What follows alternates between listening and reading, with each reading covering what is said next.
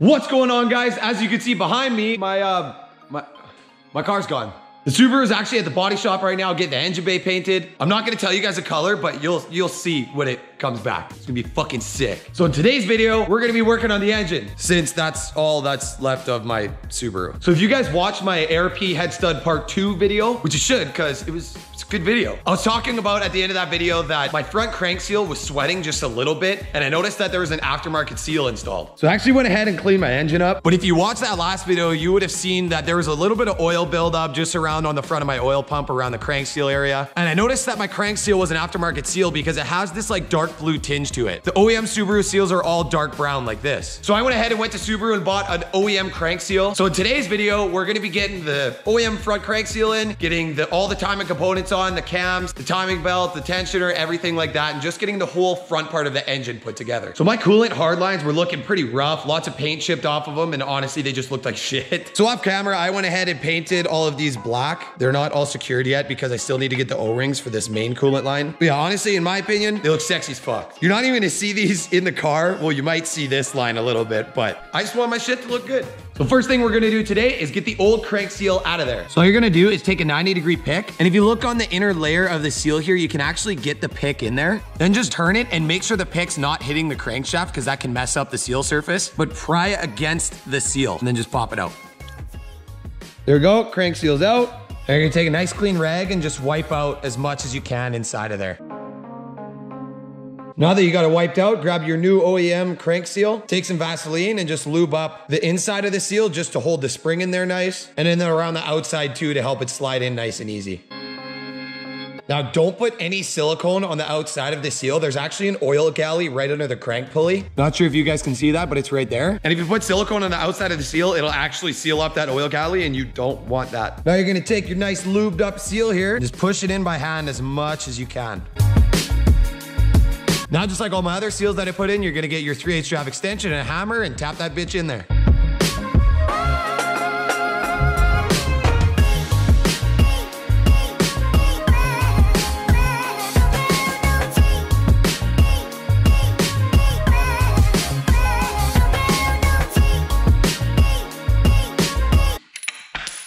Shit. There we go, check that out. We got all new OEM seals now, no more leaks. Just take your finger and run it around it. Make sure you're even all the way around. I don't know if you guys can tell on the camera, but you can see there that it's kind of even with the oil pump housing. Now that we got that in, let's start putting all the timing shit together. Crank pulley, yep. Idler gear at a 14 mil. 28.8 foot-pounds. Idler pulley, again a 14 mil. Once again, 28.8 foot-pounds. Tensioner mount bracket, 312 mil bolts. All three of those are 18.1 foot-pounds.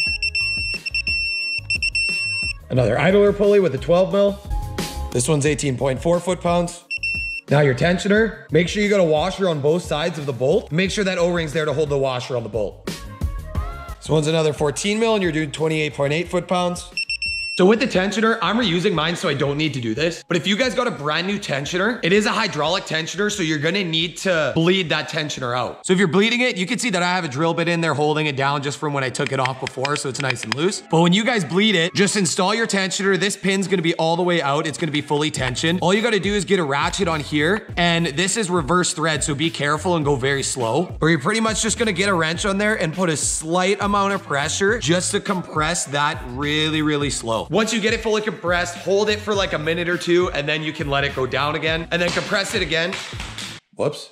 Then compress it again and put a pin in there just like I did with the drill bit, or something strong enough just to hold it so you can keep it uncompressed and it's easier to put the timing belt on. Now you're gonna put your left rear timing cover on. This was a dumb move. I should have put this on before the timing cover bracket, but we're gonna shimmy slide it in there. Also, you make sure you got this little gasket on your timing cover. There we go. 3 little 10 mil bolts. You're gonna do these guys at 5 foot-pounds. Now your right rear timing cover, slide her on there. It'll be 5 10 mil bolts holding this guy on.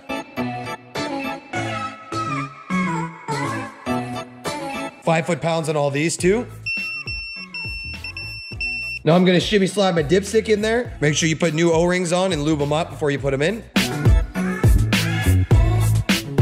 Here's under the engine. It's just gonna slide nice into that little slot there. Just push your dipstick down to the point where this mount is touching the block. And make sure the O-rings aren't sticking out here at all so that you get a proper seal. Now you're gonna put this 10 mil on the mount. Snug that guy up. All right, now you're gonna get your cam gears on. Make sure you remembered when you took them off where each cam gear goes because they do go in a specific location. Make sure you spray out any debris that's in here. Just take a can of brake clean and just spray everything out. Make sure it's nice and clean. Wipe this whole sealing surface here and spray some brake clean in there. Make sure you clean it all out. Now, if you look inside the cam gear, you'll see a bunch of holes in there. A couple of the holes are oil passage holes and one of the holes is for a dowel pin. That upper middle hole there, that's the bigger hole, is for the dowel pin. So make sure you line that up with the dowel pin on your cam here. Also look in your oiling holes and just make sure you don't see the phaser shifted over or else you could run into some problems and throw some codes. Mine are good and the oil passages look nice and clear. Find the dowel pin. There she goes. Now, once you get the cam gear on there, thread the bolt in. And then if you're like me and you don't have the special tool to hold the cam, just grab your old timing belt and vice grip it around the water pump and then around your idler gear pulley just so that the teeth mesh so that the cam doesn't spin. Now you're gonna take a 10 mil Allen head and torque it first to 22.1 foot-pounds. And then you're gonna torque it further by 45 degrees. Now for your next cam pulley, again, clean it up. Check out your dowel pins and your oil passages, and then make sure you're lining up that dowel pin when you put it on the cam. Like a glove.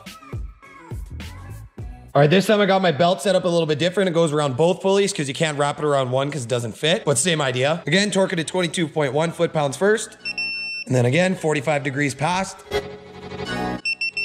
All right, now that I walked you guys through that on the left side, I'm just gonna time lapse through me doing it on the right side because it's the same thing.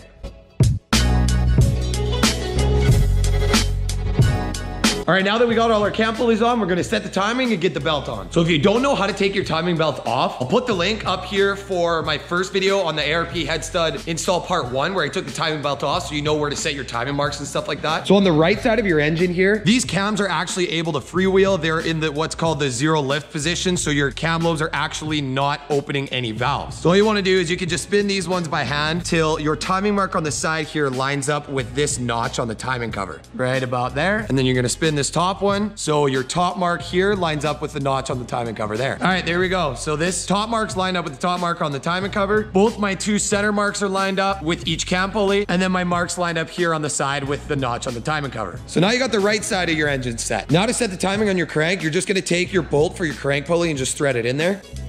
Then you're gonna take a 22 mil socket, and then you're just gonna turn the crank pulley till the notch on the pulley itself lines up with the notch on the oil pump. I marked the notch on the oil pump there with a paint pen just so you guys can see it easier. Right about there. All right, now that you got the two easy parts done, let's go to the hard side. So on the left side of your engine, you'll notice it's a little bit different than the right side because you can't set it with your hands because it'll stop and that mark won't come up to the top. And just like the one on the top, this one won't come to the side either, it stops. So just so you guys don't get scared of this, that you're gonna smack a valve or something like that. Like I was saying before, when these are spinning freely like this, your cams are in the no lift position, so all your valves are completely closed and they're not gonna hit your pistons. Actually, they won't hit the pistons anyways because when you set your crank pulley on Subarus, you're setting it to half stroke, not taut dead center. And when your valves open on a Subaru, they both come at an angle toward one another, so all you'd be doing is hitting two valves together and bending them. But like I said, when they're freewheeling, your cam is on the base of the lobe and you're not opening the valve at all. So since you can't rotate these ones into place by hand, just take the bottom one and rotate it counterclockwise until it stops. And then leave it there just so that you can get that mark as close as you can to the mark on the timing cover. Now on your top cam pulley, you're gonna rotate it clockwise till that mark gets as close as you can get it to the top of the timing cover mark. Just like that, that's as far as it'll go.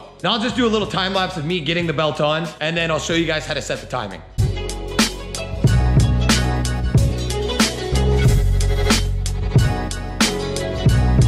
Okay, now that I got the belt routed on there, I'm gonna show you guys how to set this timing by yourself. It is 10 times easier if you have a buddy to help you with this, but I wanna get this done tonight, so I'm doing it by myself right now. Okay, so what I do is I get my timing belt set up. I'm using my same timing belt, so I got my arrow marked with direction of rotation for the timing belt. Make sure you put it on the right way. And I got all my paint marks for where my cam pulleys were on the timing belt before. So all I'm gonna do is take this bottom cam pulley and rotate it counterclockwise as much as I can until it jumps past.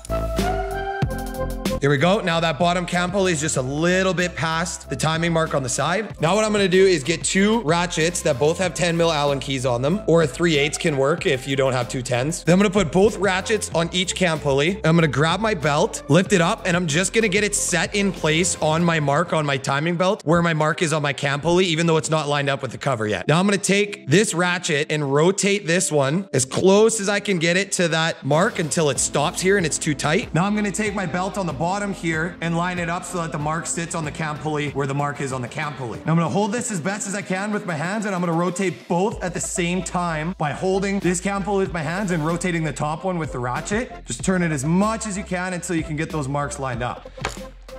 Shit. Son of a bitch. Fuck. Whoa. Okay, stay. Keep tension on that belt so it doesn't jump. Oh shit, did I jump one? Fuck's sakes, again. Telling you guys, this is so much easier when you have someone here. All right, stay. Keep tension on that belt. Get it wrapped around your idler there. There we go. All right, now you're gonna take your 14 mil and your other idler pulley and just pull the timing belt up and screw that one in. It's gonna be a bitch, so be careful not to cross thread it. Hand tight for now. All right, so I ended up going hard off camera because I was getting pissed off. And I got the timing belt on now, the timing's set, but I'll show you guys what I did. So right now I don't have these 2 idler pulleys tight. I just have them a little bit threaded on because it was easier for me to turn the pulley and get the belt over it. So what I did was, like you saw in the clip before this, I got this side set. My mark lines up here. These 2 marks line up relatively good, and this mark lines up with the timing cover there. Then once I got that side set, what I did was I had it wrapped around the water pump and this idler here and the tensioner, and I took it off my crank pulley and I took all of this off. I then took this idler pulley off and this idler pulley off, and then I wrapped it around these 2 cam pulleys, lining up my mark there and lining up my mark here. Then with this idler pulley off, I just wrapped it around the crank, and then it was sitting loose here. Then I pushed down on the timing belt here and I threaded that one in a couple threads, and I got the timing belt around it by moving this idler pulley around. Then once I got that one on, I lifted up on the timing belt with this one and started threading this one in by hand. So now you can see that my crank pulley mark lines up there. My cam pulley mark lines up here. These 2 teeth in the middle line up perfectly on this side. This timing mark lines up with the timing cover there. And on the other side, my timing mark here is actually a little bit off. And on this side here, my timing mark here lines up with my mark on the timing cover there. My middle teeth are slightly out, and my mark up top here is a little bit off, but I think once I pull the tensioner, it'll pull it a little bit closer. Now I'm just gonna snug up these 2 idler pulleys, and then I'm gonna pull the drill bit that I got in my tensioner out. Ooh, that was in there. Now I'll take my crank pulley and crank it over a couple times, back it up and check and see if my lines mark line up. Whew. Don't do that by yourself. That sucked ass. Okay, so now I'll show you guys all my timing marks are lined up. I pulled the pin on that tensioner and now everything lines up perfectly. So if you check here, my mark here, my crank pulley lines up. My mark here on this cam lines up. Both these 2 lines line up. This line lines up with the timing cover there. This cam lines up. This cam lines up. And both marks line up there as well. So now that everything lines up, I'm just gonna go ahead and torque both of those idler pulleys that I just snugged up. Again, 28.8 foot-pounds on both of those guys.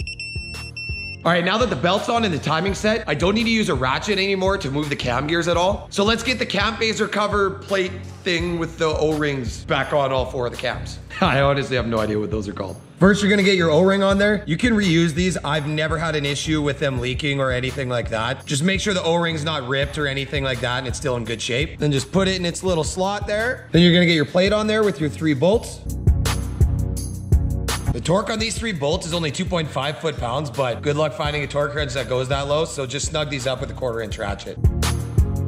The rest are all the same thing, except the bottom cams have 4 bolts, but it's basically the same idea, so I'm just gonna time-lapse through me doing the rest of them. Now that those are all on, let's get the belt guides on. Now you're gonna need a set of feeler gauges for this. Some timing belt kits will come with like a little clearance setting tool that just slides in between the timing belt and the actual guide itself. But if you don't have one of those, you can get a set of feeler gauges and it'll work the same. First, let's start with the guide that sits above the crankshaft. Put a little bit of blue Loctite on all of your bolts that hold any of the belt guides on. You do not want these things to come loose. If they come loose, this belt guide could lose its clearance and touch the belt, and you do not want that to happen. Put Loctite on these bitches. So once you get Loctite on both your bolts, thread them in all the way by hand, but don't get them fully tight. Just snug them up a little bit, but leave them a little bit loose so that you can still move the guide out. The spec for clearance between the guide and the belt on these is 39 thou plus or minus 20 thou. So I'm gonna take a 20 thou and a 19 thou feeler blade and put them together to set my clearance. So if you have 2 feeler blades, what you can do is you can just shove a feeler blade on each end, put one on the right side and then one on the left side here, and then you can just tighten up your bolts and you're good to go. But if you only have 1 feeler blade like me, just shove it in one side, push down on the belt guide to hold that feeler blade there, and then just snug that side up by hand. Then take your feeler blade and shove it in the other side. It's gonna be tight, but try and force it in there a little bit, and then snug the bolt up on the other side. Once you snugged up both bolts, just take your feeler blade and shove it in both sides and make sure you have enough clearance on both sides. This side's tight, but it still fits. So we're gonna call that good. Once you get your clearance set, you're gonna torque your bolts to 7.2 foot-pounds. After you get it all torqued up, double check your clearance again with your feeler blade.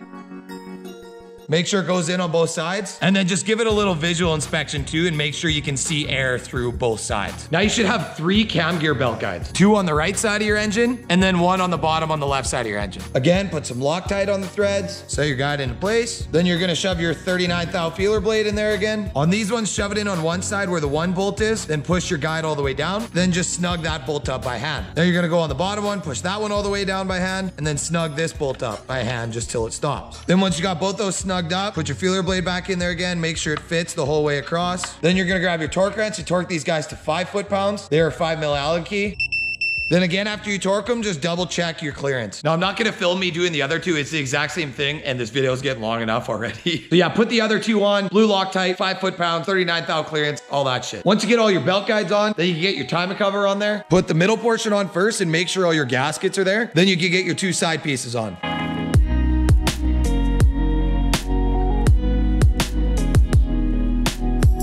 There we go. Timing cover's on, baby. Now that the timing cover's on, let's get the crank pulley on there. Again, with the 22 mil. Then if you look at the back of your crank pulley, there's gonna be a little keyway there. You're gonna line that up with the little key on your crankshaft. If I can find it. Where you at, though? Where they at? Where they at, though? Right there. Throw this guy back in there. Then just fucking send it. Okay, no, for real though, we're gonna bust out the special service tools again. To torque this thing, you're gonna grab 3 short 3/8 extensions, 3 short 3/8. To torque this thing, you're gonna grab... To torque this thing, you're gonna grab 2 3/8 short extensions, put 2 of them in there side by side. Then for the first round, you're gonna torque it to 34.7 foot-pounds. You're gonna take your pry bar, shove it between those 2 extensions, torque wrench on there, let her buck. Oh, clearly my impact did more than that. Back that off a bit. Oh my God, I had that way too tight. All right, like I said before, 34.7 foot-pounds. Then you're gonna go 60 degrees further. Oh my God. That ain't 60. What the fuck's going on here? Did this crank pulley just break my torque wrench? All right, we're gonna have to loosen this again. Holy shit. All right, let's start this over again since my torque wrench decided to spaz out at me. 34.7 foot-pounds, and then 60 degrees. Why? That's only 40. I think that's the max this torque wrench will do. All right, well, we got 40 degrees there. What's another 20 degrees? What, like here or something like that? Let's go to there.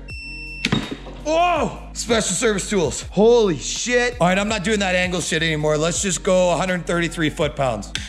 Oh yeah, that's tight. She really starting to look like an engine now. All right, that's gonna do it for this video. It's getting long enough already. I hope this video helped you guys out. I did it more of like just showing you guys how to set the timing and how to get everything put back together and give you guys all the torque specs